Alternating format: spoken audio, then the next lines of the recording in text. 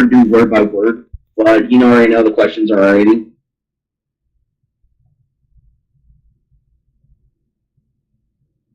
No, I don't. I didn't look at the questions. I normally do things off the top of my head. I've never actually. I've only scripted very little, like maybe 3 or 4 videos of mine. I'm a fan of free flowing thought. So I thought you could do the questions, and I'll just answer them, and we'll see where it takes us. That's good. That's good because I don't remember a majority of it. So I got the gist. So I wrote down some stuff, but that's the thing is I'm not going to do it word by word, so it's no point of it.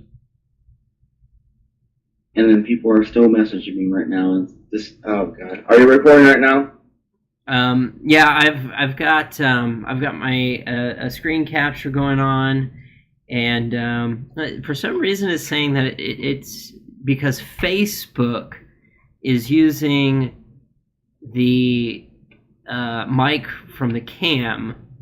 It's like, oh, I can't record an audio. So I'm like, well, I got an audio thing recording right now too. So all I have to do basically is use my software, and I can work the video with the audio. It's fine. I do it all the time. It's a little bit of work. Those are the new shirts. That's what kind of t-shirt is that? Is that a band? Yeah.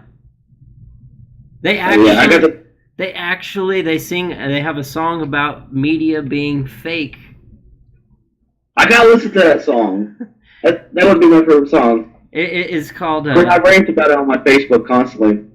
I also got that Don't Tread On Me flag, the guilty flag. It's in the background as well. I always have to show my pride in my country, so, you know. I never knew what the Don't Tread On Me stuff stood for. I never got it. It's basically Gilly was a general for the U.S. military army and during the Revolutionary War, and that was his battle flag. Same thing with the Confederate flag. It's kind of a battle flag for Georgia. This is a battle flag for a general. Oh, I see. Okay, that's where that comes from. American history. And a lot of people who are Tea Partiers or people who are the Libertarian Party would use that a lot. And that's why the Southern Poverty Law Center labels it as a white supremacist flag, which is not. I've seen plenty of people just have that flag in American history. But of course, they would think my George Washington tattoo, 1776, was a supremacist thing, which is stupid. The first question is YouTube and how your career is doing. Is the censorship and the demonetization, do you think it's holding you back from your real goals? No. Ultimately, the idea is that if I get enough on YouTube, you know, like look at what Sargon is doing. You know, you can turn it into a point of activism, and you know, like right now, the FDA is trying to regulate these heavily, and it's like if you get enough people on board that are like, no, we're not going to do this, they're going to. Like look at social justice and look at what they're doing. Okay, so they attack a company. They go to Twitter, they go to social media, and they attack a company because of a microaggression or some shit like that. Some bullshit. But see, the thing is like, okay, so the FDA is trying to attack something. This creates jobs, by the way. This is new to our world market. Is these vape mods, but they're like, oh, they're marketing to children. Well, I don't think that they are. It says on here you have to be 18 years of age or older to buy it, and that it contains nicotine. Nicotine is very addictive. So it's like, you know, by doing that, not only are you going to take rights, liberties, and freedoms away. So, okay, so social justice goes on, and they attack these businesses over horse shit. Like, oh my God, you kicked somebody out for loitering. And then it's like, well, why don't we attack the FDA? Because they're trying to basically, you remember back several, like maybe a decade ago, they were trying to introduce a tax reform where they overtaxized junk food and soda pop. I heard about that, yeah. But like a sugar tax to it for soda, extra tax to it because of the bad health benefits of it. And I mean, that's the thing is, I mean, why do we need to be taxed for this soda drinks that not very much people drink if they're thinking wisely? But not only that, I mean, you're adding an extra tax for a just in case. How do you know that money's going to go back straight to the pockets of the lobbyists? Well, There's no sense to it. Honestly, all it does is punish the consumer. That's all it does, is it punishes the consumer. And it's like, I don't feel like it's my place to tell people how they want to live their life. I mean, we all have unhealthy habits, and if it improves the quality of life, who am I to judge? Yeah, exactly. I mean, you make your own choices at the end of the day. The government should not make choices for you. Second question. Google search, if you Google anything with Trump, about 96% of anything that you Google or Bing or anything like that, it's always negative. And it doesn't have a positive and negative, it's just mostly negative. Instead of just giving both sides of the story, they're only giving one biased side of the story. Does that surprise you? No, if you Google Trump, you'll see a list from CNN.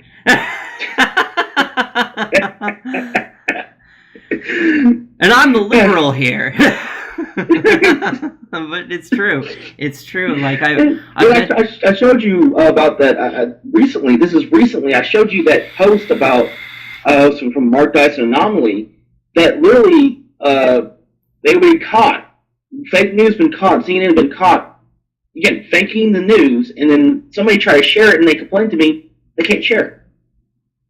Yeah, I saw that. I saw that screenshot. I wonder if there's a way. Can you screen share things with Google? Yeah. Is this it? What is this? Screen sharing disabled for this call because... Oh, I see. No, we can't do it right now. It's like, you gotta be kidding me.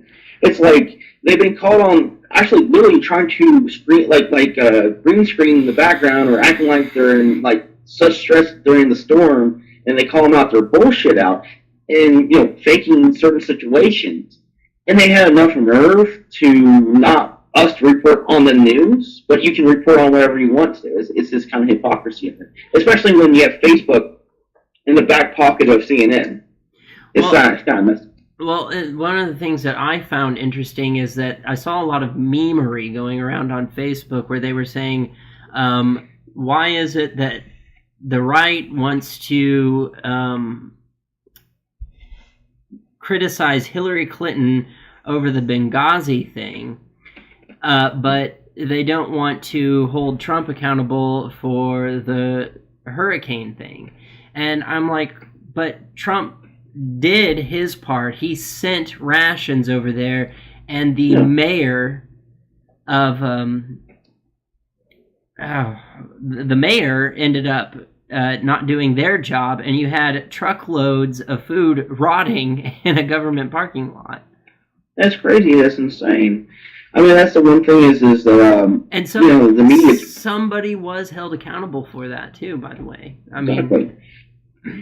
And you can't help what Mother Nature does. You can't help what the other side would do. That's the simple fact of it is. No, you can't. You can be like the Florida citizens and try to shoot at the hurricane and blow fans at it. Oh, God. Okay, I got a third question. You know how they have InfoWars banned from on YouTube and social media? Same thing with Proud Boys and Gavin McInnes. Do you think it's going to get even worse when you have even liberals like Dave Rubin, you, and a few other ones who are critical thinkers like Bill Maher, who are liberals but don't like the SJW culture, who despise it? Do you think you guys will be next on that chopping block? Well, I think what's going to be very interesting is for the authoritarian left, the social justice people. I think they're going to start to find that they're going to end up with their foot in their mouth, because the thing is okay. So, part of the terms of agreement is no incitement to violence, no harassment. So if a social justice warrior, like let's say, starts harassing you because you're a Republican, that is against the terms of agreement, and you could absolutely file a report on them, and they could have their shit banned.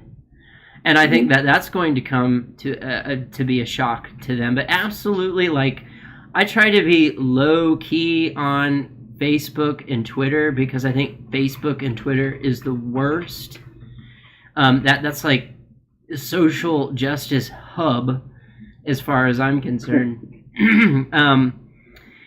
I have not been shadow banned on Twitter, but I've noticed I've been shadow banned on Facebook because there's certain people that I have been friends with for a very long time. They're liberal, and they they understand the neo-skepticism. They understand the arguments that I make and everything. But like there's a few people I know that they perform in bands locally, and they're pretty popular. And they want to be socially, politically neutral on social media. And everything that they post, I don't see. And they don't see anything that I post unless you go and look for it. So I have a question. What do you hope for the future for your channel? And who else you would think you would be interviewed by or would talk to or try to do partnership with or you would interview for the future by those kind of standards you're hoping for? Your goal. Well, I would I'd be willing to talk to anybody really, but I think as far as partnership goes, I think the important thing to me is authenticity. That is the important thing. Is that when I started doing this YouTube thing, doing the social political commentary, the neo-skepticism type stuff, I said before I make a video, I have to make sure that I can stand behind what I'm saying 100%. Because if I can't stand behind it, then I'm in a lot of trouble if somebody tries to call me out on it. It's like, I mean... But there's some stuff I will say that the thing is you look on in a way that's not right or left. You look in a way of your opinion. I have somewhat of a bias, but at the same time, there's mistakes that I will make mistakes myself. And sometimes I accidentally put out fake news, and I will correct myself and say, yeah, I put out something that I shouldn't put out, and it was construed as otherwise. And I will admit my fault. And that's the problem is with media these days, that they're too prideful. And you're a person who's willing to make mistakes and willing to grow from that and actually seek the truth. Yes. A bias. Me, I'm kind of like, fuck the crabs, fuck this such W's, but I do complain about my own party as well. I do am critical. I'm a person who I dislike Josh Philistine. I dislike Ted Cruz. I hate the Bush administration. Like there's some things I can sit there and say that there's some aspects of conservatism that I disagree with, especially the whole gay marriage thing with the bathroom. That is kind of like while we're doing this, And then it's kind of to the point that they sound like hypocrites. But, to me, if you want to talk about true freedom and true opportunity, you sit there and say, hey, we're traditionalists, but at the same time, we're supposed to be proactively freedom of speech, then why are you doing this? Are you for liberty and justice? Why are you getting in the way of people's liberty and justice? You get my point. I think that I'm very much in favor of anything that gives liberty and freedom to people, and that's kind of like when I look at a political thing, like a political article or something that's happening in politics. That's the base philosophy that I go by. I've said it so many times is that I go by this philosophy. I believe in choices, not one's ability to impose one's will on others against their own will. And that's the bedrock philosophy of where I stand politically. There's a fifth question. Of course, you read through like 9 questions I'm putting out. Okay, guys like Paul Joseph Watson, guys like Gavin McInnes, and then Mark Dice, who's known for being outspoken a lot about a lot of things. Even I mentioned about Blair White, and then Sargon Khan. They have lots and lots of death threats between the alt-right, between the alt-left, between Black Lives Matter, and then Antifa members, stuff that they've been gone in fistfights with. Have you had a counter with these people in person or mostly on death threats or comments or Facebook messages, and I had a few Facebook friends, like 8 in 1 month, and these are people that I knew of in Lexington because of my political stance. I've never received a death threat, but I have encountered them.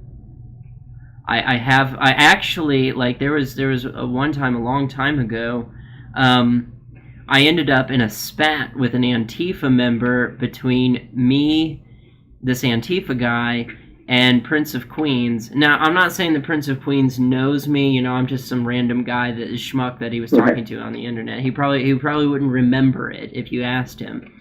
But that did happen. That was a spat that happened on Twitter. But usually when I engage with those types of people, like, I have a very, very formal way of addressing their stances. Like, I don't come out and say, this is my stance, I disagree with you, I think you're full of shit. I don't just go, like, straight for the jugular. Like, I sit back and I go, okay, what's your stance? Why do you say that? You know, like, tell me about it. I basically, I'm trying to probe for information, and the more information I can get, then I go and make a video about it. Yeah.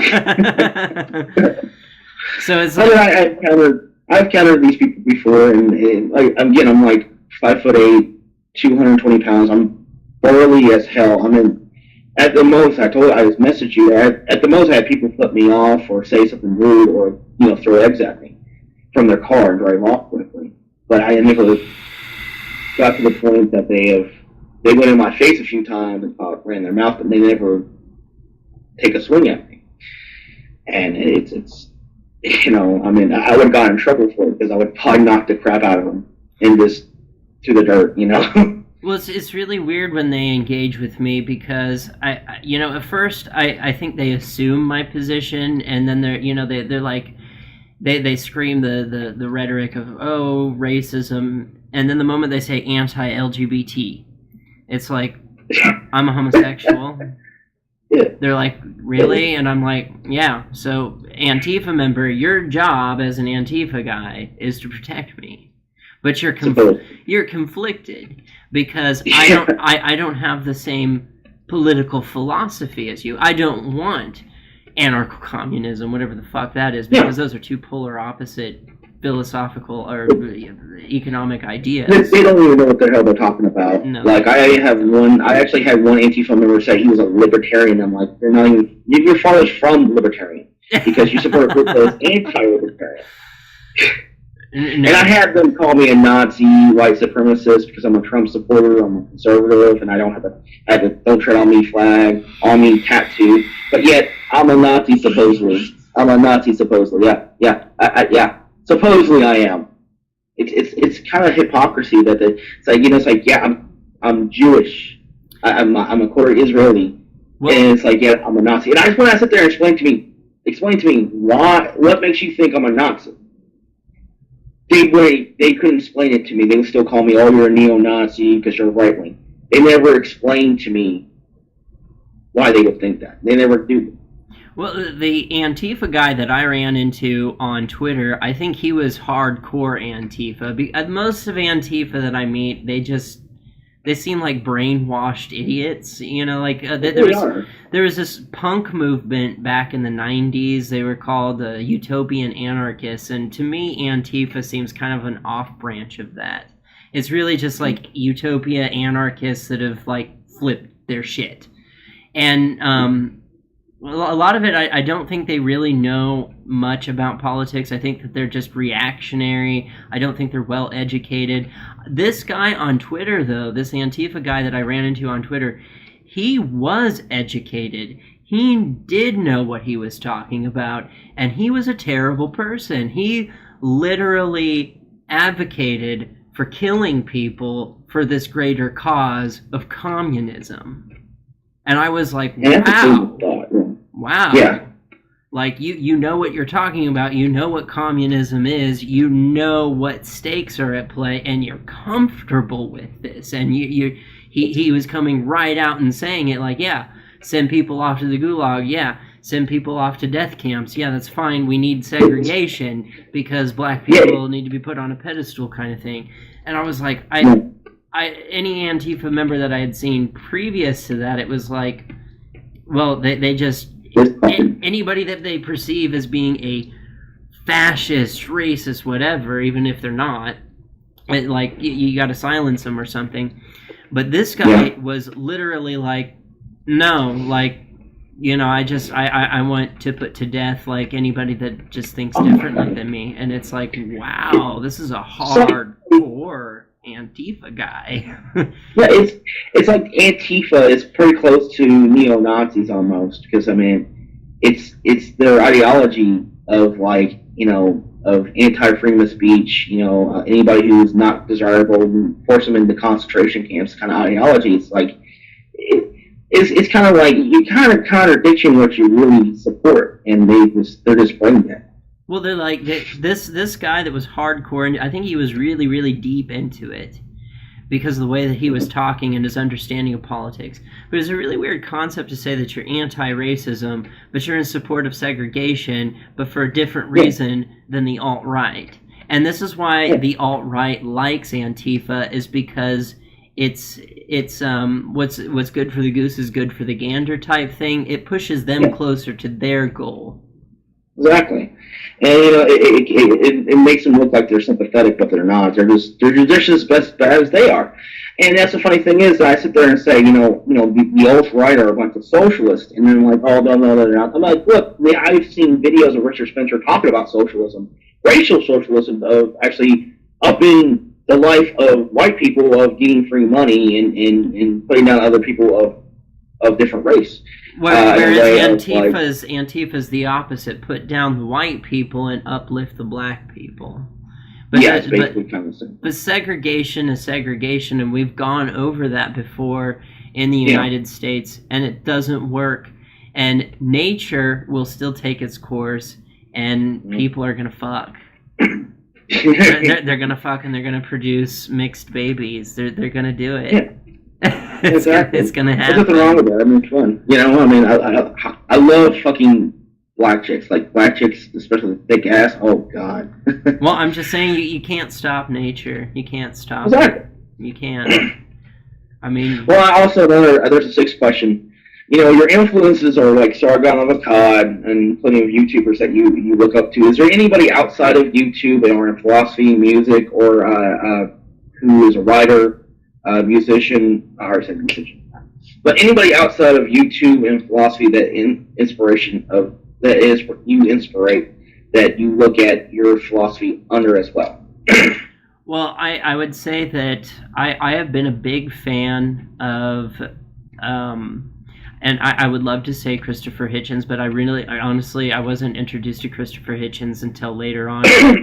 I have been a huge Richard Dawkins fan for a very, very long time, as well as Sam Harris, and there was also a guy named Dan Dennett, and I am a big fan of his, as well as Helen Fisher, who is a neurologist. So I would say that a lot of... And Penn and Teller. Penn and Teller's bullshit. I think that was a big influence to me, because when I first started the YouTube, that was my thought. I was like, I'm going to find pseudoscience, I'm going to debunk it. And then when I originally ran into the social justice stuff, I thought that it was all conspiracy. I was like, this isn't real, this doesn't exist. And until I embarked on it in real life, and I'm like, oh shit, it does exist. Well, good thing it's not very big. And then I found out about New York and California and some of the laws that have been passed, and I'm like... And then what happened in Canada with the, what was it, C-16? I was like, holy the free speech laws against, I think, Muslims, and then also against, you can't say anything bad about Muslims or against homosexuals or something like that, or the LGBT community. The non-binaries and their 30,000 protected pronouns. Yeah, and then they want to turn kids into transsexuals without even... thinking about, hey, what's for the future for that kid, instead of just, hey, we're just going to turn him whatever he wants to. Next day he wants to be a woman, next day he wants to be a dinosaur. Well, I don't know anybody that's actually wanted to identify as a dinosaur, and there's very, very, very small amounts of cases of kids that have been put on HRT, and I think there's some lawsuits involved in that. But Yeah. believe it or not, I actually know a few gender fluid, non-binary people, and they do not get offended when I call them by their biological gender. They don't get offended by that at all. It's like passing the salt. It's like asking to pass the salt. It's nothing. And they actually are against the laws in California and New York saying that you can't misgender somebody, because they even find that ridiculous. Oh yeah.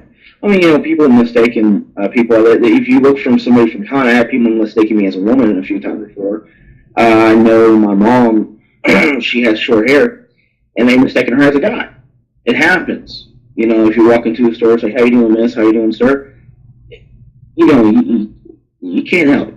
I mean, you can't tell the difference. So, I mean, then why punish somebody for making a small mistake like that? It's ridiculous. Well, it's as simple as like correcting. So like when I was younger, I had long hair and I was mistaken, and it was before I hit puberty too. So I was mistaken for a female quite a bit, and it's just as simple as saying like I'm a boy actually, and they go, oh, I'm sorry, and it's like no, it's no big deal. It's it happens. Some people would take that, but would do that. Majority of people, but there is a chances that you think they would take advantage of it just for financial gain. And I know I worked in retail before, and people would accidentally fall. You get in front of the I understand where that's going, and I think the right kind of attacks the gay rights thing because of the non-binaries, and I think the non-binaries are kind of pushing the gay rights back a few feet, and I'm not appreciative of that. But I've seen a lot of right-leaning channels talk about, well, you give gay people rights, and then this happens. And it's like, well, no, I think these people are trying to ride... they're trying to surf that wave for all it's worth, if you know what I mean. Like, yeah, it's kind of like they're crazy and delusional, and gay people only want one thing is to have gay marriage so they can be equal as every other couple. And I agree with that. I think I have no problem with gay marriage. Yeah, gay marriage isn't really taking rights, liberties, and freedoms away from anybody. It's just giving rights, liberties, and freedom to a specific demographic of people. And there's only a very small majority who would cause a ruckus with a business, but it's only a very, very small majority of couples that do that. And, it doesn't happen that often. I mean, yeah, there's some businesses who are real douchebags, and there's some people who just have what they believe in. Well, but, there was an instance of a lesbian couple that was kicked out of an IHOP because they didn't want them in there. They weren't doing anything lewd or obscene or anything like that. Yeah. And they ended up protesting the IHOP, but they did it within the legal parameters that you're supposed to do. They were in so many yards or whatever away, and they weren't disrupting the business, but they were just vocalizing, hey, this business will deny you service for being a homosexual, and that's pretty wrong that IHOP would do that. That's ridiculous, because when it hit their bank accounts, when people stopped going there because they're like, oh, what a bunch of bigots. They changed their tune, and they were like, no, we shouldn't do that. We should be a smart business maneuver is to be socially and politically neutral. Yeah. That's not crony capitalism. That's just smart business. Exactly. It happens the other way around. There's a T-shirt salesman. There's hands-on graphics here in Western Kentucky.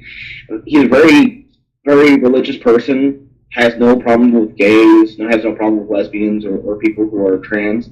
And he even did like musicians band T-shirts for their band, and like they were like I think it was a village people reunion kind of T-shirts and stuff like that. But he refused to do the gay pride T-shirt, but he was willing to give other businesses to call up other businesses for them to say, hey, look, I don't want to do this T-shirt, but if you're willing to try these companies out, and I'm willing to call them for you to do these T-shirts for you, and he still was put to court for it against his business. And he was being super polite. He wasn't saying, no, I'm going to deny your service. He was saying, I don't feel comfortable doing it because of my He wasn't like, no, fuck you, faggots. He wasn't like that. Yeah, he wasn't doing that. He wasn't being a total fucking asshole and kicking him out.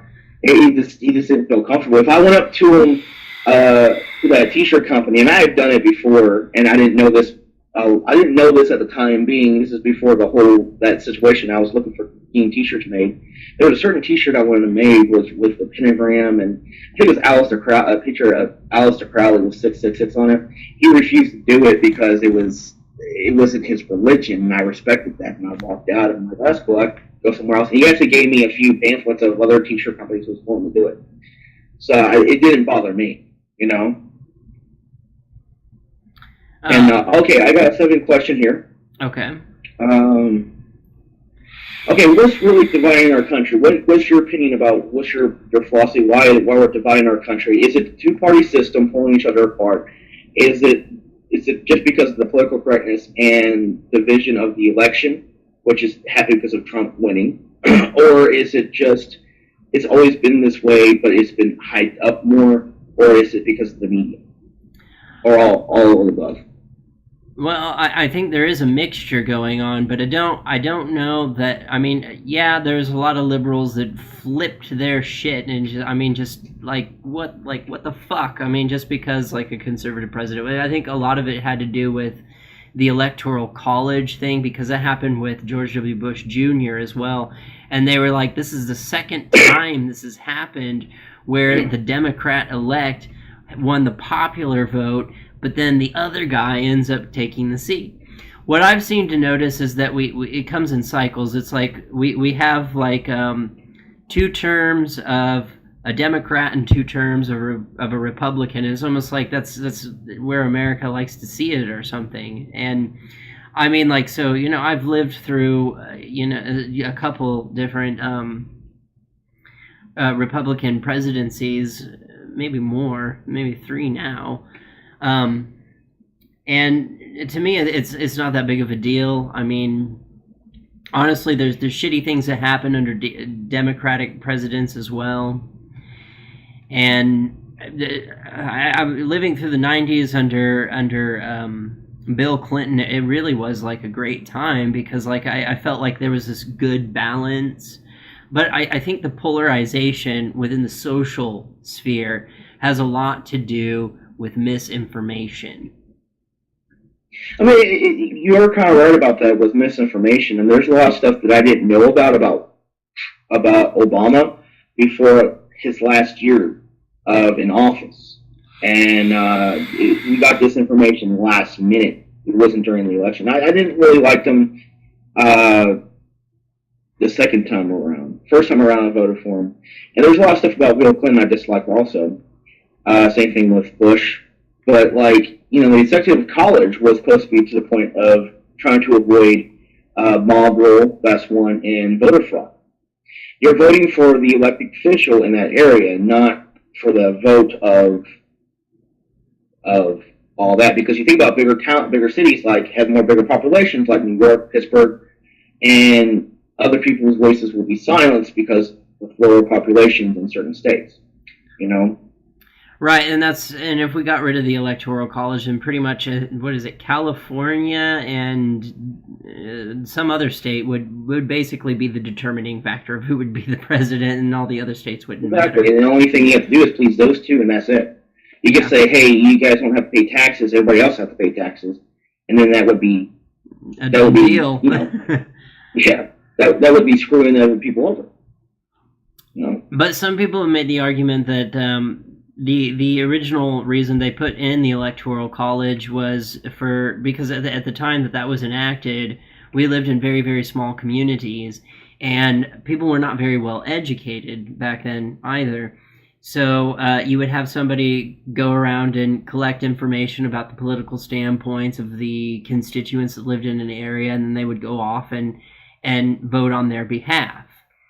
And nowadays, in the information age, where we have access to all this, I mean, for every one piece of factual information that you find, I think like there'd be like, okay, so let's say you have like 100 different pieces of information. You'll find one that's factual, and then the rest is garbage.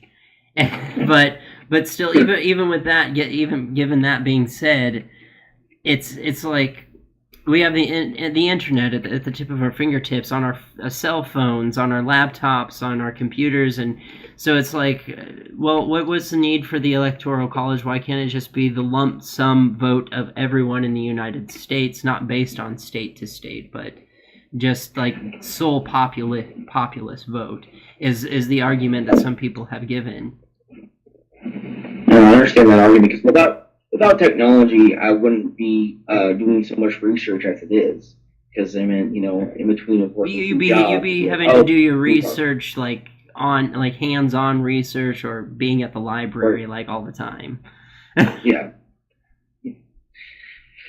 And what, to me, what really divides our country the most thing is not because only political correctness or the two-party system. Two-party system always been at each other for ever since the Civil War. They always hate each other. They always criticize each other. They always want their idea of what they want, even though I agree with it or not.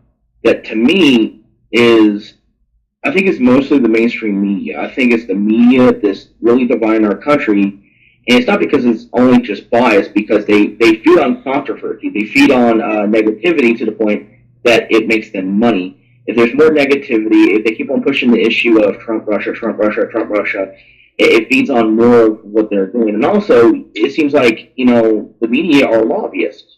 That it seems like these politicians can easily just pay them off, just to get them to shut up about certain issues, if you know what I'm talking about. And certain issues, they'd be like, no, we're still going to put it on there because we're acting like we're biased. I mean, that's how I see it is. It's not the fact it's entertainment, but it seems like these, the kids in high school who just gossip about everybody else, that's the mainstream media now. Mainstream media is very, very divisive. It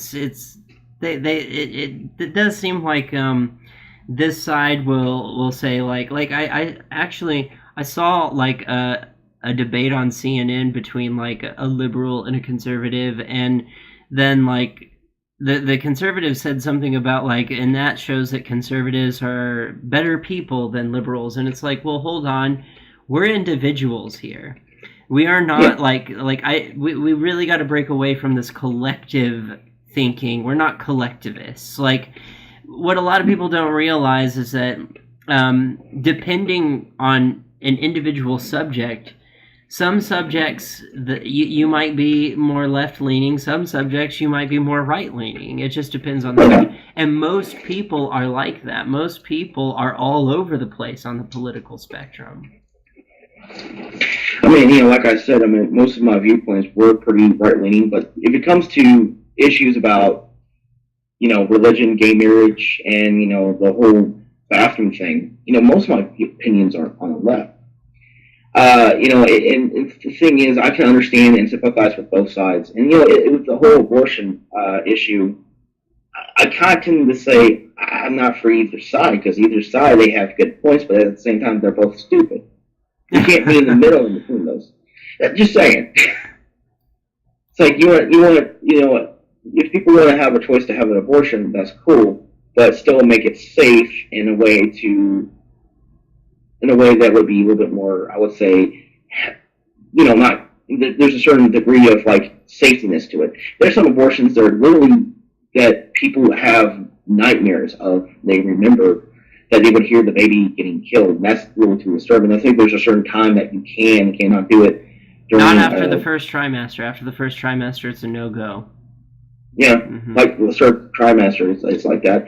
And also, you think about it, I don't see it in a religious standpoint. I see it in more of a healthy, more of a mental standpoint. If somebody has an abortion, they're going to go through a lot of stress in their life and a lot of regrets, and they will have a lot of mental issues at the end. If it depends on the situation, because it's a very gray area conversation. So there's some people that you can look at in a way that you can take any kind of subject, and you would have somebody who would be like, well, both sides have a good argument, but it's like, if we go for a compromise, most people would think that way on certain situations, especially when it's very, a very touchy subject like abortion. Well, the way that I kind of look at it is like this. First of all, like I'll give you a quote from Ani DeFranco, who's a very liberal person, but she has like I think a pretty good point. She says, if you don't like an abortion, don't have an abortion and teach your kids how to avoid them. And there's condoms, there's birth control these days, and Plan B.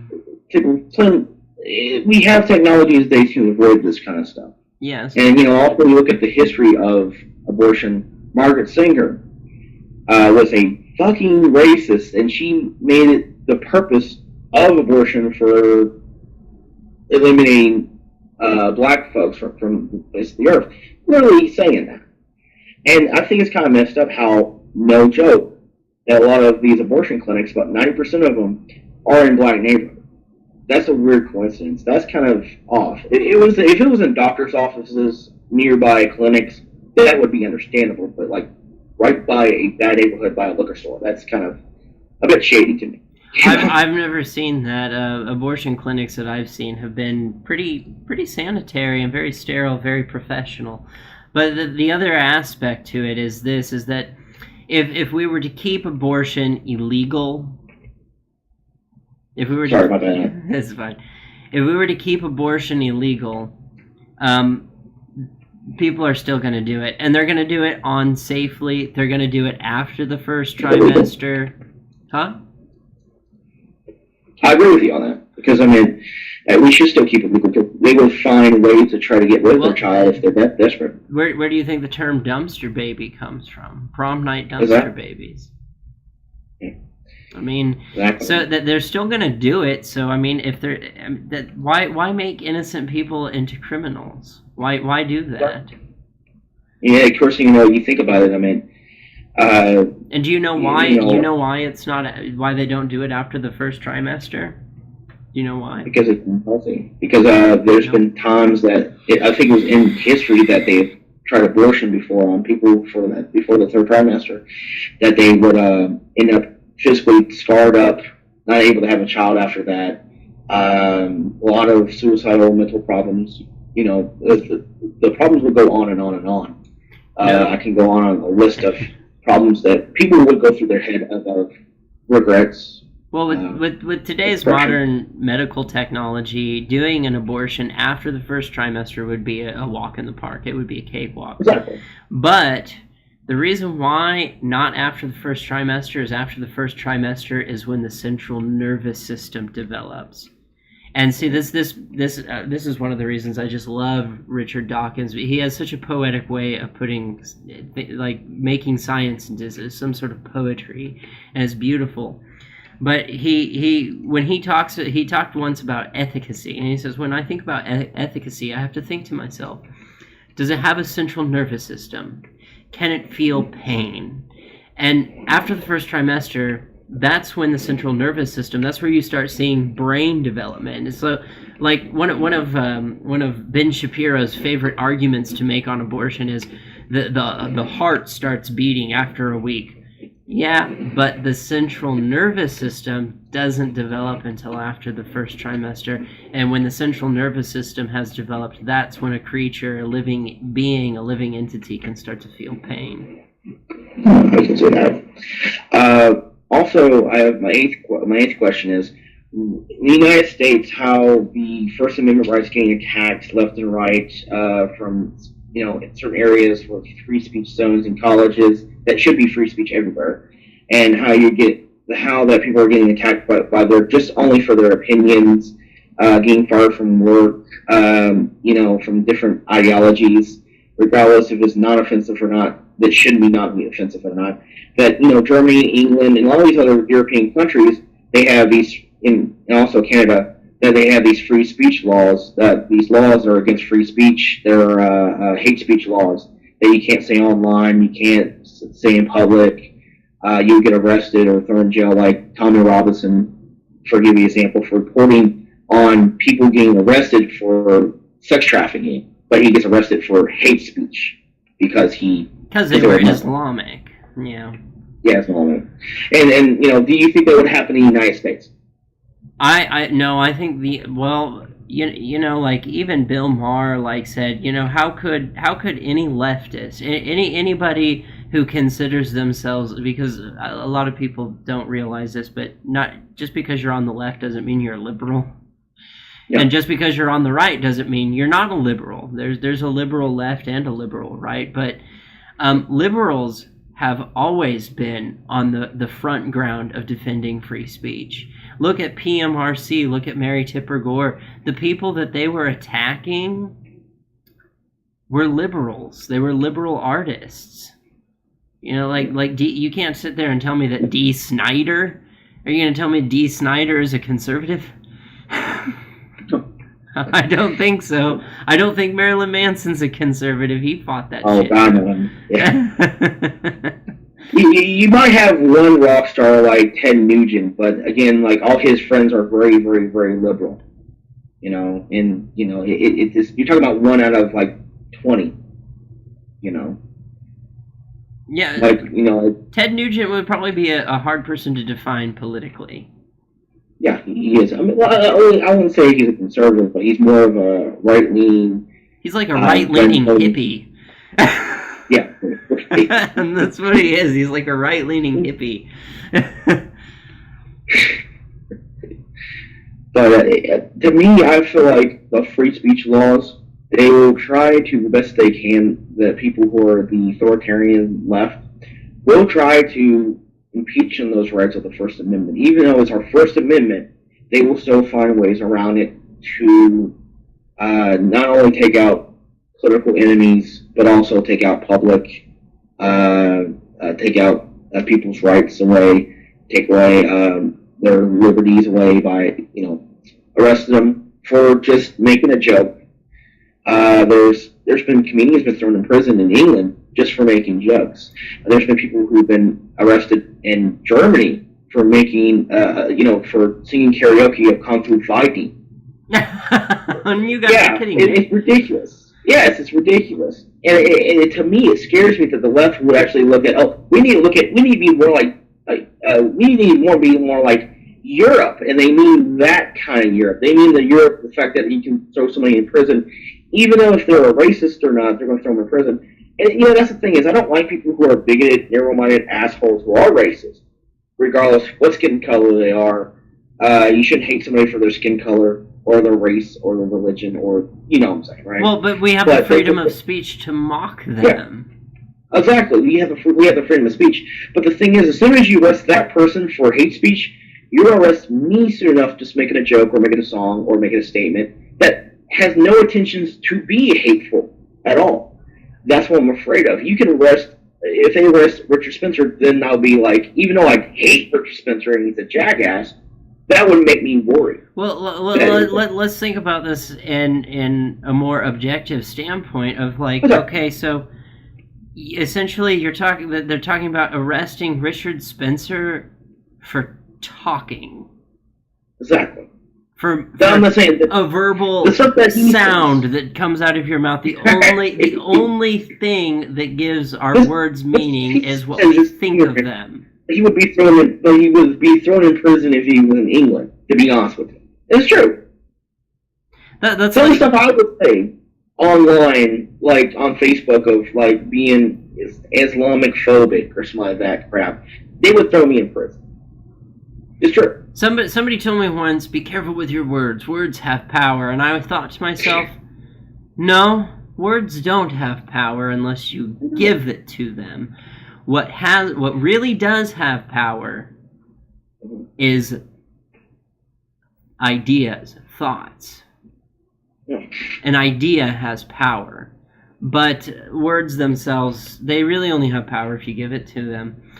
But the thing is like, okay, so if you did this with free speech, you can make things illegal until you're bleeding out of your asshole and vomiting bile everywhere.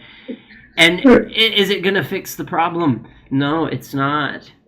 You can. They would try to find more of the problem just to make people in fear. Well, the thing is that you can't control with legal action what somebody thinks, how they feel, their opinions. You can't do that.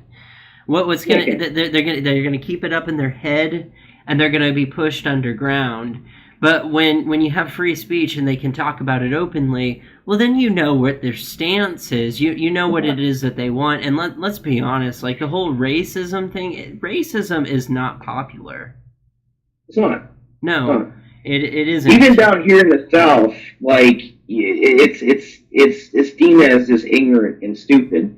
Like like I said, I've known the majority of the people in the South that I met that. About 99% of them are not completely racist. They might be a little religious, or they might say, "You need to go to church, son, because you need to get God in your life." And and then they would cheat on their wife and get drunk the next day. So, but a bottle of bourbon out there, hell yeah. We'll go out fishing sometimes. Look at that girl right there. It's like, man, you are married. But like it's just that's the thing is I met plenty of people who are open to gays. I met plenty of people who are open to African Americans, Latinos, Asian. Like I said, I met people who are completely redneck black. They're black Southerners, and then they have a deep Southern accent, and they love hunting. They love grilling out. They just love drinking beer and having fun. It's like. The stereotypes of the South is supposed to be these white hood, racist rednecks with trucks and Confederate flags. It's not necessarily true. If you look at I actually made fun of them a few times. The liberal redneck. I have met people like that here who act that way, and I'm like, oh God. We would debate with each other constantly, but it's just. It's annoying, and that's the thing is every time I argue with liberals, they would bring that up, especially when they've never been in Kentucky. It's just ironic. That it's like, okay, you're prejudging people. You think we shit in outhouses right now. Okay, whatever. I've never met anybody who thinks that people who live in the South have shit in outhouses. I'm not joking with you. I have met people who live up north who are surprised I'm wearing boots. They think I'll be walking around barefooted. Well, that reminds me of the early days of the internet with dial-up and AOL. I had people in various places of the United States, like in big cities. They find out where I live, and they're like, "Do you have electricity?" And I'm like, "No, I'm on the internet from magic." Do you live on a farm? Do you have chickens? Do you have cows? And I'm like, actually, I've never actually seen a real live chicken.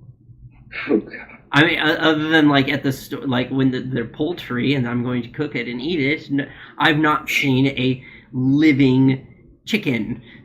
Like, you keep on forgetting that there's big cities in the South as well. I keep on forgetting that. Well, they don't realize that where I'm at, it's like I've never really been on a farm. Like I live in a big city. I mean, Lexington. It's Lexington here is not necessarily a big city, but it's not necessarily a small city. It's kind of in between. We do have a bus station. We do have like big, tall skyscrapers, and there's certain parts that are kind of scattered. They're somewhat small, but you get my point. It's like the third largest city, I think. Yeah. Third, second, probably. Also, the other question is that you're a big fan of goth rock music and music in general. And what kind of artist that you see yourself more as? I think I relate and identify a lot with Roz Williams. I've heard a lot of interviews with him, and a lot of his viewpoints are very similar to mine. And I think I even like crushed on him for a while. And when I found out he died, I actually even cried. And I wasn't even sure why. I'm like, I've never even met this man in person, but yet I feel so sad that he's dead. You felt a personal connection to the person. It's kind of like with me. I have a little bit of like, if you had to put myself in a category. I like Robert Smith because I am such a heartthrob, and there's been times that I was with my ex-wife, and I would look in her eyes, listen to the Cure of the song "Burn," and kiss her and say, "I'm never going to let you go." And, I would sing songs from The Cure for her and hand her flowers. And when I first met her, when we first dating, uh, me also, Ted Nugent. I'm a little bit of Ted Nugent and a little bit of Marilyn Manson into it. So I would say a little bit of those personalities. That I'm pretty rebellious. I'm pretty kind of a gun ho, Second Amendment rights, liberty person, but at the same time, I'm not. I'm kind of one of these people that religion to me is kind of like it's just hypocrisy. I could rebel. I rebel against the fanaticalism of religion. Like there's some good people who are Christian, but there's the jackasses who are just. I like to me. I would like to shock and scare the crap out of. Same thing with Islamic extremists. There's good people who are Muslims, fantastic people that I bop around. And there's people who, again, who are ISIS members who like to fuck shit up, and those people are disgusting. But I like to scare the crap out of them, shock the crap out of them, and disturb the ones who are basically the extremist ones. And to me, it's just I'm not the fact that I'm fighting against fanaticism. And that's why I keep on saying to people that I see the progressivism today is the new Bible thumping morons now, because they believe in this ideology of fanaticism, like if it was like the Westboro Baptist Church, Yeah, they participate in dehumanization. Exactly.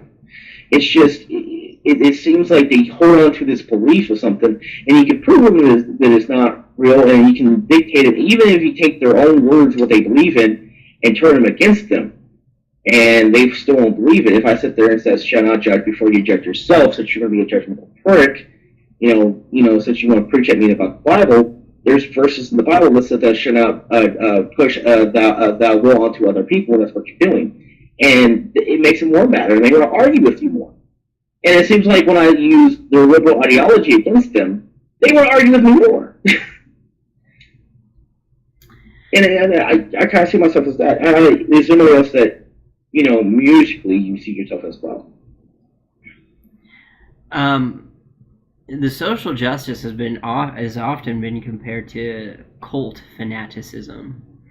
And it's very cult-like in the way that they brainwash. Like, I think that as much as they say that it's an irrelevant course anymore, I think it would be important for people to take logic and critical thinking courses and take philosophy courses, because I mean, like they come up to you and it's like, do you feel isolated and like people are just against you? Do you have trouble making friends? Because, I just want you to know that we're here for you, and we're not going to let them do that. And then then you get sucked into it, like it's emotional blackmail.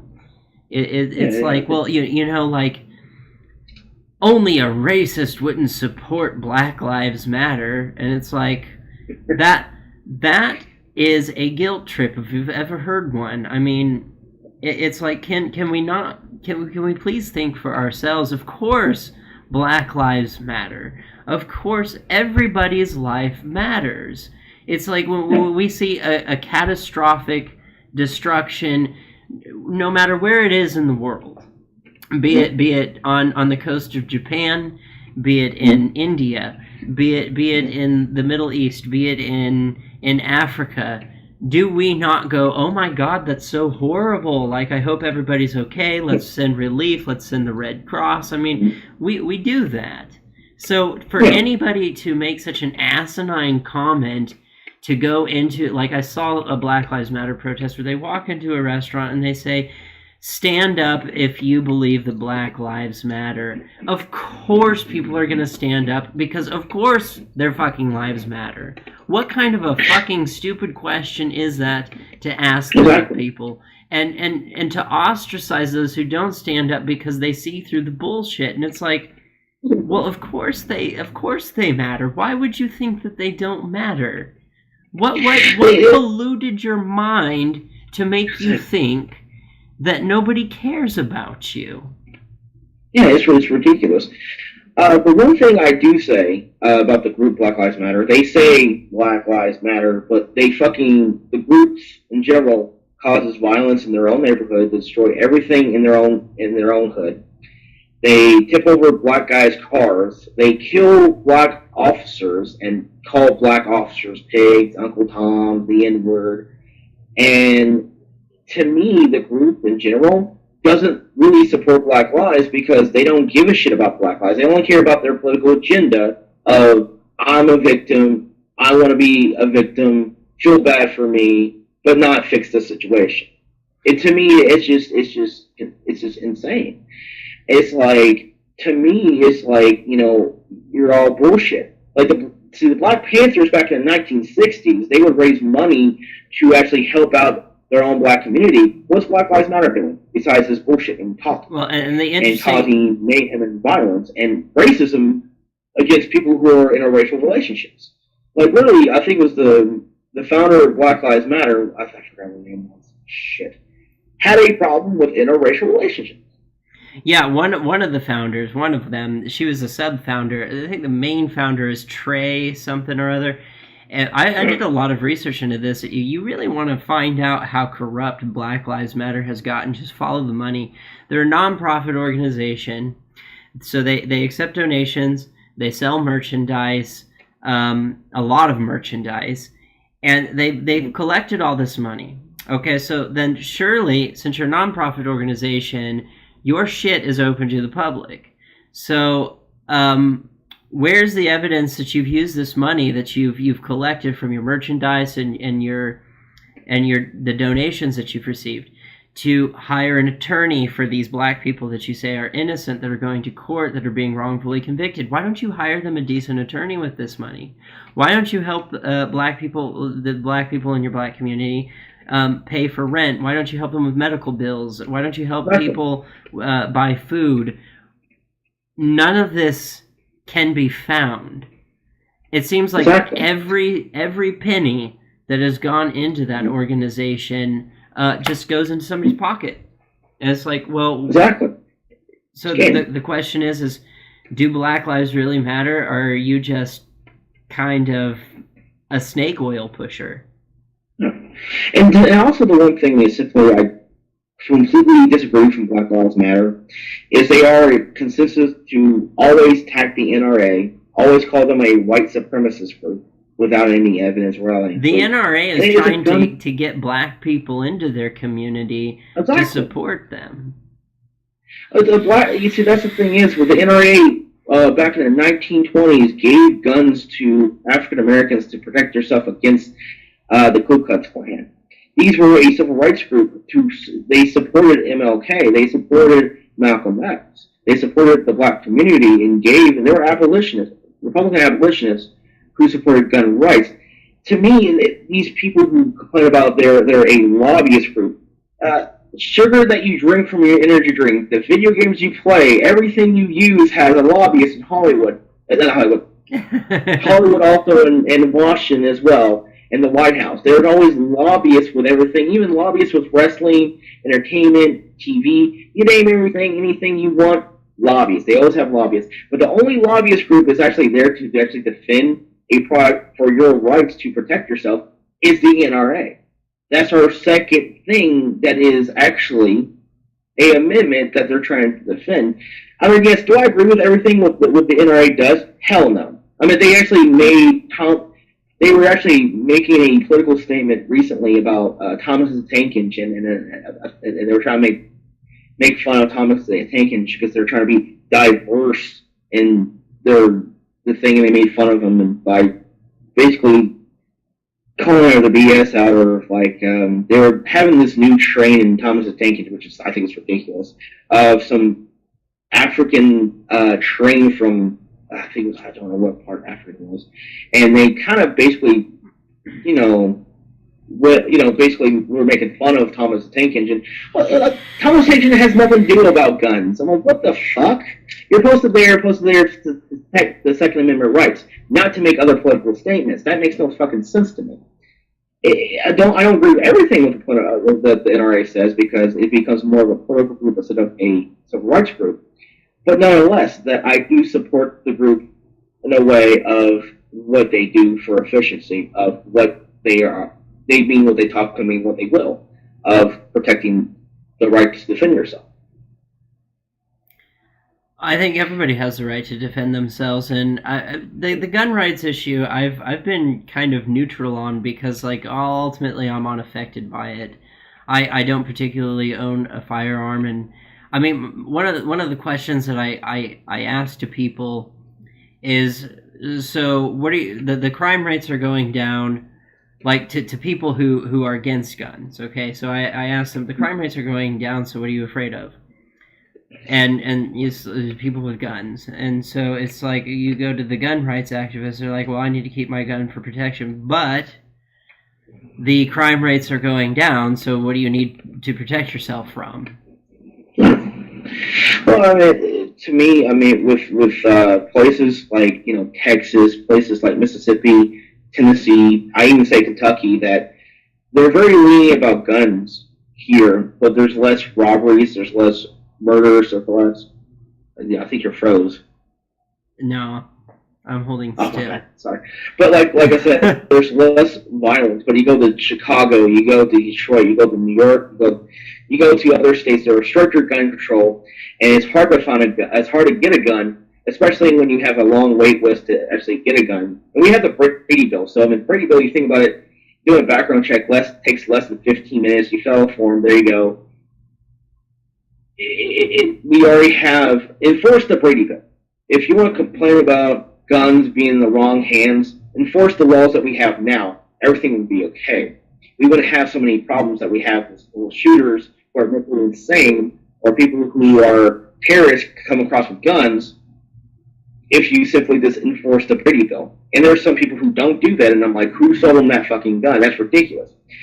But like I said, there's in areas when they have you can if you pass a background check, get a gun, there's less crime. You go to somewhere stricter gun control, you're an easy target to criminals. Especially when you live in a bad neighborhood. The majority of people who live in bad neighborhoods are not going to. If you're a citizen who is, you can't get a hold of a gun, you're easy prey. They know you don't have a gun. Well, there's a friend of mine that has a very interesting stance on guns. He feels that guns are too easy. He believes in the concept of like a true battle of not necessarily wits, but like of skill. And like he's had people point guns at him before, and he's just gone up to him and hit him over the head with something, grabbed the gun out of their hand, and simply said to them, if you're gonna fight me with your fist or a sword, but don't ever point a gun at me. But I made a video a while back talking about like I think the real resolve, if you want to appeal to the left that is against guns, and I understand their argument, I really do, but I understand the desire to keep them too. I don't like the idea of taking away a right or a liberty from people, but the thing is we keep having all these shootings, and so it's like we need to do some better investigation into mental health and what it is, what's gone wrong in the brain that causes a person to go out and commit these mass killings. That to me would be the ideal. That'd be really the issue, and I think something that we need to investigate. I think as a society or figure something out that something we can puzzle on, because I'm one of these guys that it's not the gun fault. It's not the gun's fault. It's the person behind the gun, and that's the issue. And also the thing is with the whole argument with guns is, I always try to make my point clear that the fact is that, with firearms, it gives you a better advantage, especially when there's a guy trying to run up to you who's full of muscle, like 250 pounds, 6'6" kind of guy running after a 5'5", 90-pound girl. But of course, that girl's going to get overtaken unless that she has a gun. Pepper spray might work. A stun gun might work, but for sure, damn chance that you even the odds when you have a firearm. I mean, yeah, you have.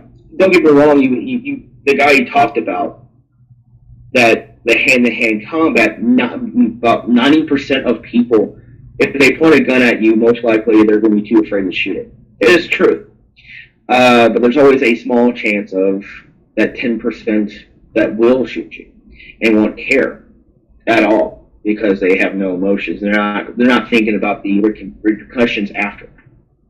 You know, there's people who've been shot over less than $1. Yeah. Over a scuffle. I know. You know, I've seen it before. I'm not joking. And oddly enough, stolen gun. Well, ironically, you know, you asked me about the Gothic influence, and I said Roz Williams.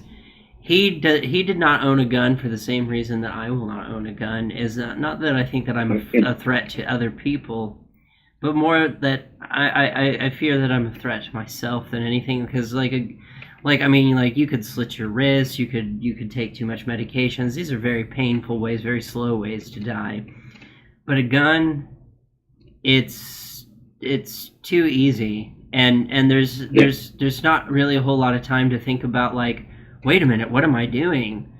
And if you've slit your wrist, you have a moment to call the EMT, and they can take care of that.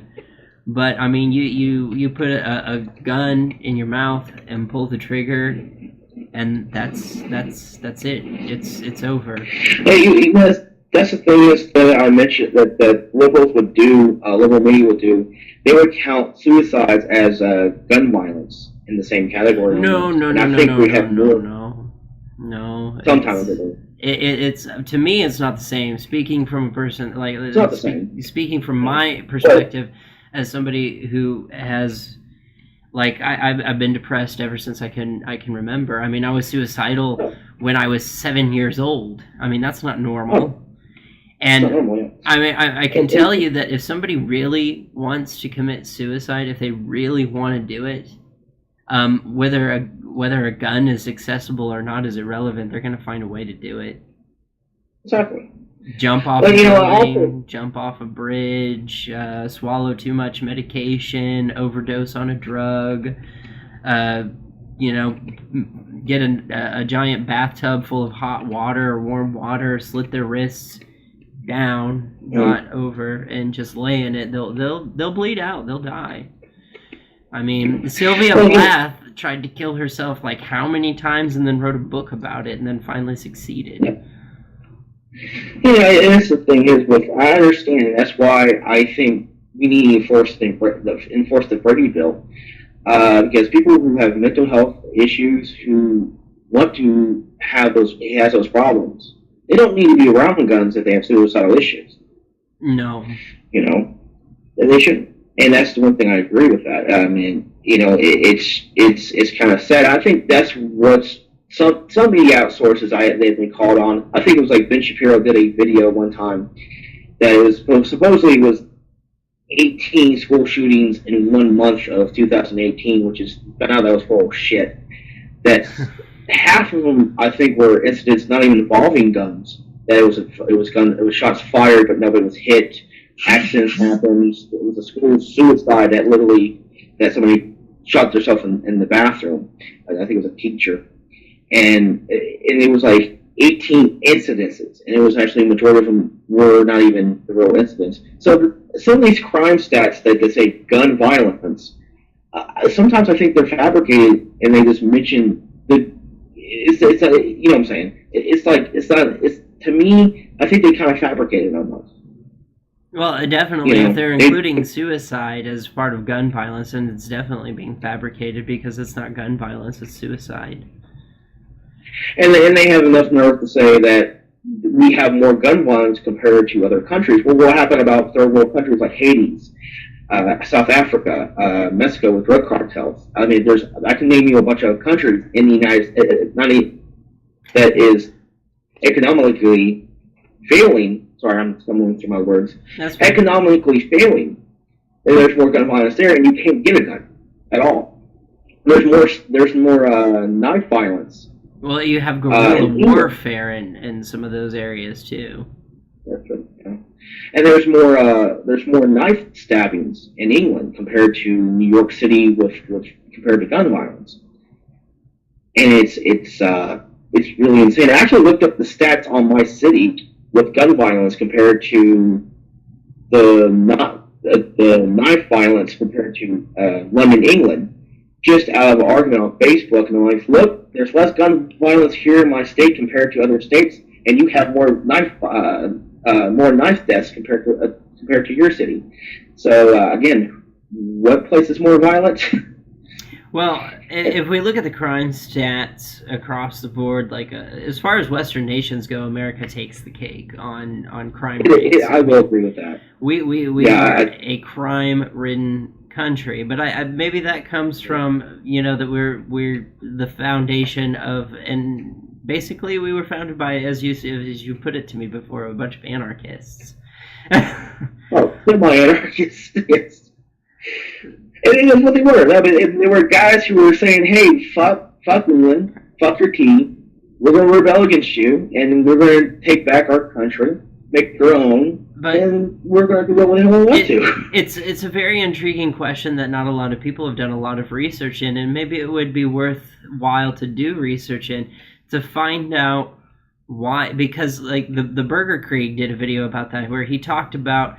He goes, America, this is a you thing. You're not the only country with guns. And he's right. There are other Western civilizations that have guns, and they don't have near the amount of crime rate that we do here in the United States. So the question is why is the crime rate? Forget the gun. Forget the gun. The gun is just the tool. The tool at hand. Forget the gun. The fact of the matter is why is our crime rate in the United States so high? That is a good question, and that's the thing. This is a question I don't even know why personally. No, I don't know that anybody does. I don't know that anybody really does. I think Canada has guns, but they don't. They only have rifles. You're not allowed to have handguns, and they're really restricted on what stuff they do. You can still shoot a person with a rifle. Yeah, exactly. I think it was Belgium. They have guns. It was not Sweden.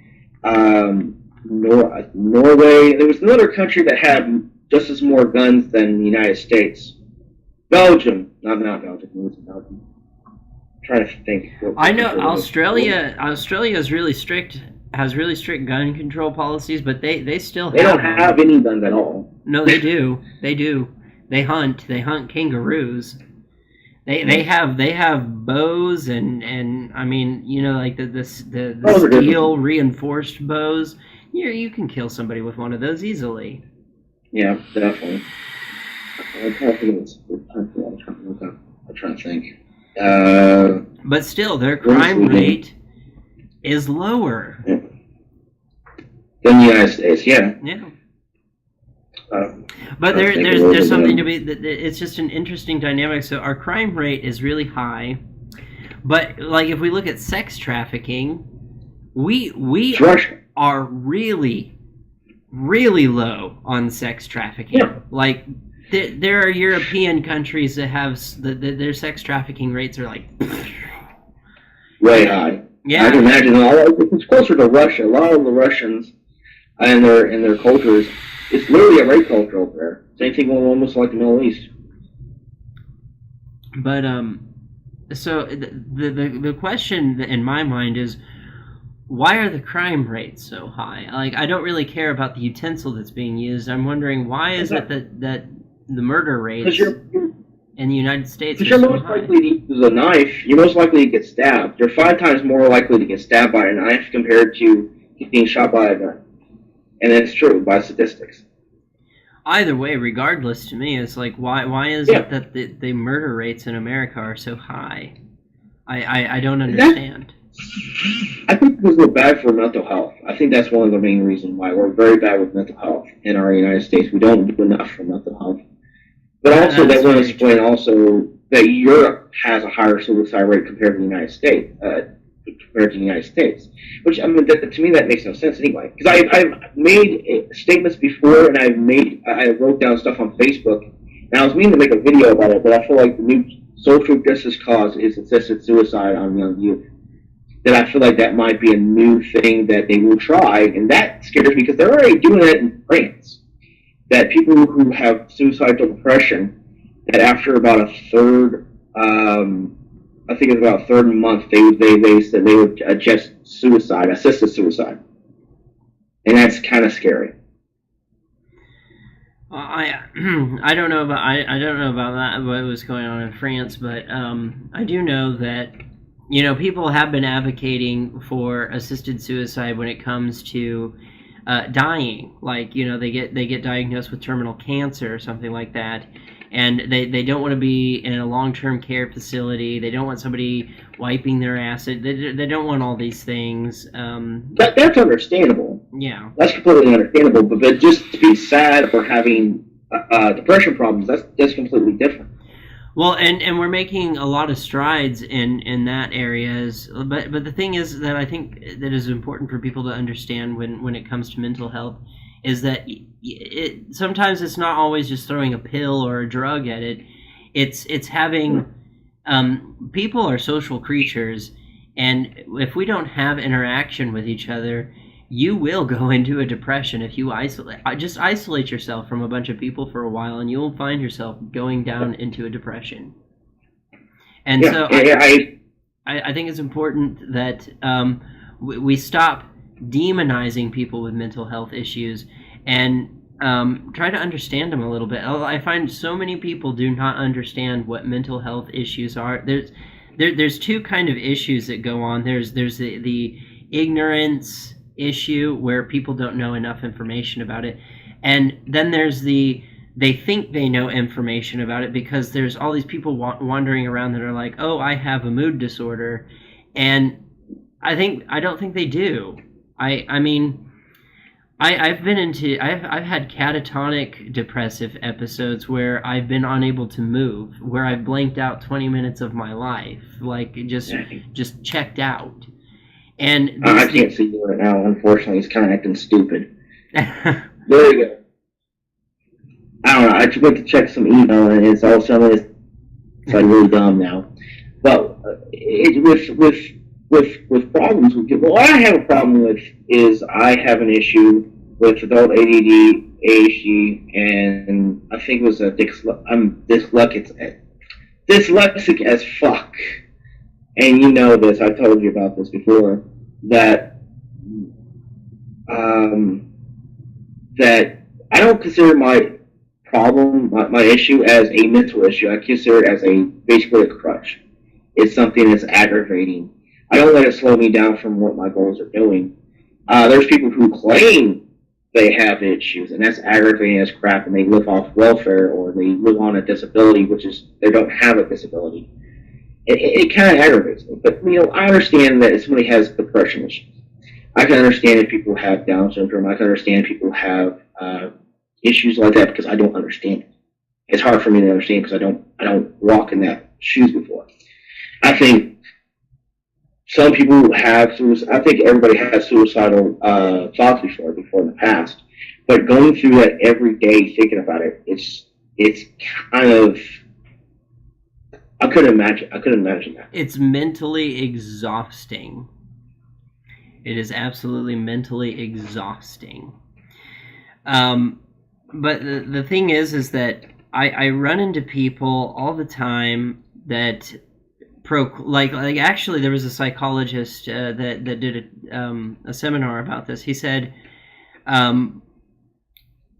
for 1 out of every 10 diagnoses will actually be truly have a mood disorder, and the rest will be like, well, they're just diagnosing it as a mood disorder, even though that's not really what it is. It's like it's normal to have mood swings based on various stimulus around you, especially when you're stressed out and things aren't going the way that they're supposed to, and like the kids are screaming and crying in the back seat, and you get angry and you shout. I mean, that's normal. But when you're just sitting there I'm enjoying life, everything is fine, and then suddenly it's just like switch, and all of a sudden it's like, I want to die. There's no point to life. There's no stimulus to provoke that emotion. Nothing happened to you. Nothing's changed. It's just like a switch. It's just dopamine, endorphins are just shut off in your brain, and suddenly there's no feel good chemicals in there, and just you. I think people who have that truly have bipolar type 2 and bipolar type 1 or manic or depressive episodes, I don't think they live in a perpetual state of complacency, which I think is the normal mindset for most people, is complacency. Like a lot of people say, happiness is a state of mind. No, happiness is an emotion. It's a fleeting emotion based on stimulus around you. It's something that makes you happy. But I think people who have bipolar type 1, bipolar type 2, and people with depression, I think their perpetual state of mind is not. They don't know what complacency is. They feel like, especially people with bipolar type 1, they either experience this extreme or this really low extreme, and people with bipolar type 2 predominantly spend 90% of their life in depression. And so that becomes the state of mind, the continual state of mind that they're in. And society used to treat it very differently a long time ago. They called it melancholia, like Edgar Allan Poe had melancholia. And they kind of let people that were like that, they left them to their own devices on their own vices on how they dealt with it. Like I believe Edgar Allan Poe was kind of a opiate, kind of a laudanum. He was very depressed. He overused alcohol, drugs, and died pretty early. And they basically died like a rock star. And that goes into what they call the self-medication hypothesis, that they're saying that a lot of people who have mood disorders tend to gravitate towards illicit substances or mind-altering substances because what they're trying to do is they're trying to fix that chemical imbalance in their brain. They don't even know that's what they're doing. There's sometimes, personally, I smoke pot occasionally. I don't overdo it, but I drink a lot sometimes, and especially when I have a depressed day, or if I'm trying to wind down. But that's the difference between. I'm not that way all the time. I don't need a bottle of beer all the time. I mean, my dad, he is an alcoholic. He went to Alcoholics Anonymous. He told me, and that's the thing is, I got in trouble 3 times for drunk in disorderly conduct, but I don't get drunk every day. I don't need a bottle of whiskey every day. I don't need to drink all the time. But when you have those issues that I know of people, they're most likely dive into drug abuse or alcoholism. Well, and that's what the self-medication hypothesis shows, is that they're not really seeking a high. What they're seeking is to stabilize the brain chemistry. And we're finding this more and more to be true, is that some of these things that we've made legal are actually illegal, are actually very effective in treating mood disorders. They really are. And that's what they're finding with ketamine. Like ketamine is, it produces euphoria, but apparently small doses of it can let's say that somebody comes back from war and they're probably going to be stricken with PTSD. If you give them a small amount of ketamine, it'll prevent them from even getting PTSD. And it showed, they showed in the studies with using ketamine that it'll stop a depression for up to 6 months. And so, but then you have drug czars out there like Jeff Sessions that are like, no, this is a chemical that people can get high off of, and so we don't. I remember the interview with Rand Paul was making fun of Jeff Sessions. That he's like, Jeff Sessions had been watching, I think it was been watching too many 1950s weirdness movies of marijuana, and it's like, God, his mindset's like back in the 1950s. It's like sad. He was making fun of him on the late night show. And this thing is with Rand Paul, he supports hemp and hemp products, a lot of stuff that we have with hemp in the state of Kentucky actually helps out with certain illnesses and with also with with anxiety, also not only that with allergies as well. And not only that, Jeff Sessions has a problem with hemp. He thinks hemp is like marijuana, and I'm like, no, it's not. Hemp. Yeah, he really thinks that hemp is like marijuana. Jeff Sessions, I'm like, you gotta be kidding me. Yeah, well, here's some interesting facts. Like, did you know that there are medicinal purposes to nicotine? For instance, as somebody who has schizophrenia, if they have a cigarette, it will stabilize their brain chemistry for 15 minutes. Oh, I didn't know that. And there is an active ingredient in cannabis and in the CBD oils that is an antipsychotic. It actually keeps you from developing psychosis.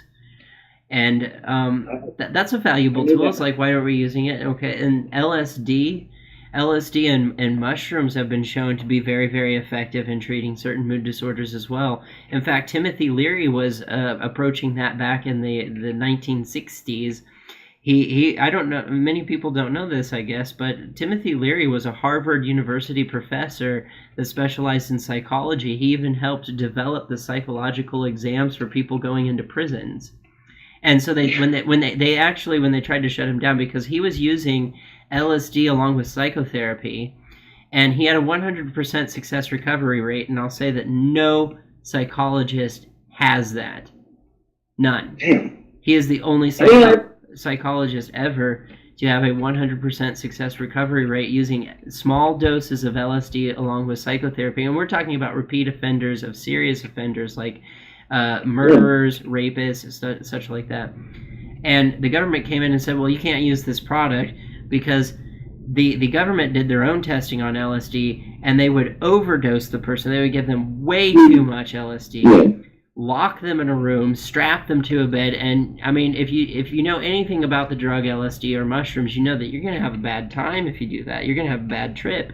And they watch him freak out and go, well, this isn't a safe drug. And they came in and they shut him down and they tried to arrest him, and he passed the psychological exam because he helped make it. and also the one thing is that one thing I support about this president recently that he's talking about legalizing marijuana for medical, and that's another step forward to legalizing it for just for fuck's sakes if one to smoke, if one to smoke, which is not a big deal. And I think he's trying to me also he's trying to talk about prison reform. Every time there's a conservative talk about prison reform, the left freaks the fuck out and they try to make him look like he's a bad guy. Oh, he's just lying to you. And him trying to legalize marijuana, I've talked to leftists before, and they roll their eyes. Oh, he's gonna overtax it. I'm like, oh, what the fuck? This is the first, I would say, conservative Republican would even consider legalizing or even have for medical reasons. That is, to me, that's something that is, surprising. What would you say? No, I don't think it's surprising. I see more and more right-leaning people that are starting to come out and say that, maybe legalizing marijuana isn't such a bad idea. And I think that's a good thing. I think that they do need to legalize it both medically and I've always stood behind recreational use. I don't see the harm in it. It's way less intrusive than alcohol. So, I mean, if we can have alcohol legal, then we should definitely be able to have marijuana legal because it is nowhere near as intoxicating as alcohol. Oh, that's true. It doesn't even do nearly the amount of damage that alcohol can do to a person. I mean, it's just crazy to think. It's like saying we should have cocaine legal, but tobacco should absolutely not be legal. It's like, what sense does that make? Other drugs like crack cocaine, heroin, other stuff that should be illegal to have, and I agree with that. Certain things or certain drugs, yes, but marijuana to me, it's no worse than tobacco. I think, matter of fact, I think tobacco's a lot worse. Marijuana, I mean, in a way, Well, you're not going to smoke. You're not going to smoke weed like you smoke cigarettes, are you? Exactly. Yeah. And with marijuana, I occasionally smoke, but the thing is, there's people who smoke all the time and they waste their lives on it and they become really lazy. There's people who drive high and they get in car wrecks and they wonder why they got in car wrecks, or they drive too slow. They forget things when they're high. Occasionally, it's no big deal, but every day it seems very irresponsible. I don't know. I smoke pot every day. Well, you're different. I mean, you're not me. If I smoke pot, I'd be like, "Where is my keys at? Damn it!" I look forever in my. Some of the videos that I have up on YouTube, like I'm stoned in them, and you can't even tell. I might fumble over my words a little bit. I might be like, "Oh yeah." Anyways. No. Well, I mean, with marijuana, I mean, it affects people in different ways. I mean, I know people who smoke pot and they can't stop breathing so heavy, and they go, "Man, I don't know what's going on, man, but I feel like I have a lot of energy." I'm like, "Man, just chill out, bro, chill out," and they still keep on this.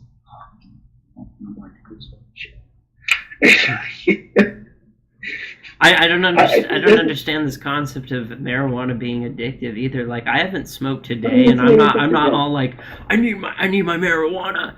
I mean, I smoke it like rarely, and I don't need it every time. Like, I smoke it. I smoked it when I go to the tattoo parlor to get some tattoos done, and I relax. It helps me relax, and it helps me go through the tattoo while I use it. So I mean, it helps out a little bit, you know.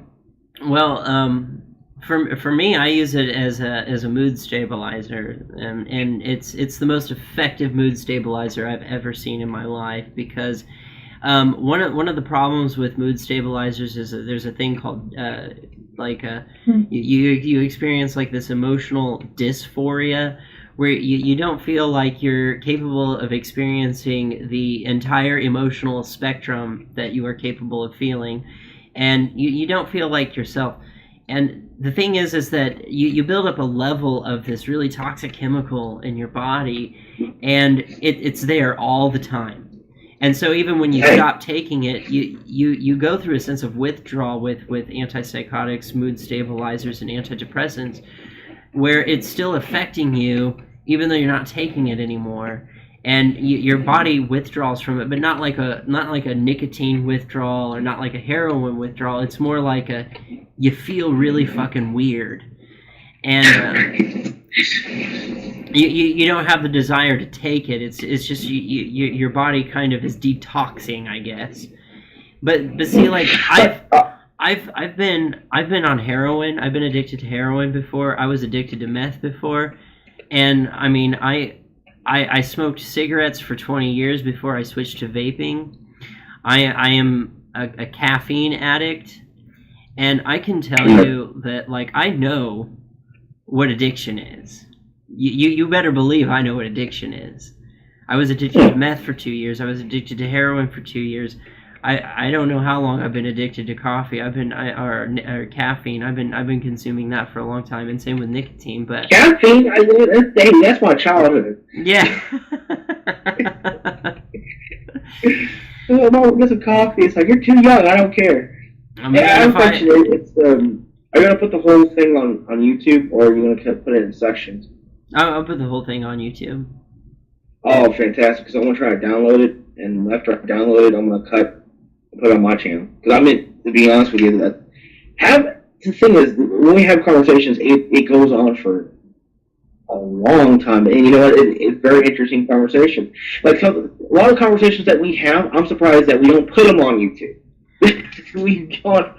I need to figure out, like, I've tried playing around with live streaming. I can do live streaming when I do gaming. That's easy. That's really easy to do. But I need to figure out how to get my software programs to live stream onto YouTube, and that would be really helpful, because then because right now, like, I'm looking at this recording that I have. It's at 1.5 gigabytes because I've got my camera, which is shooting at 1080p, plus what's going on your camera.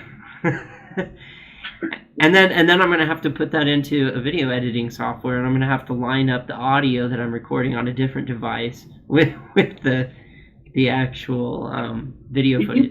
You might have to make a part 1, part 2, because I mean, my phone sometimes won't save not too much of anything. Sometimes it depends on what it is. Sometimes, because I remember one time I downloaded a movie, it couldn't save anything of it, like it was because it was that long.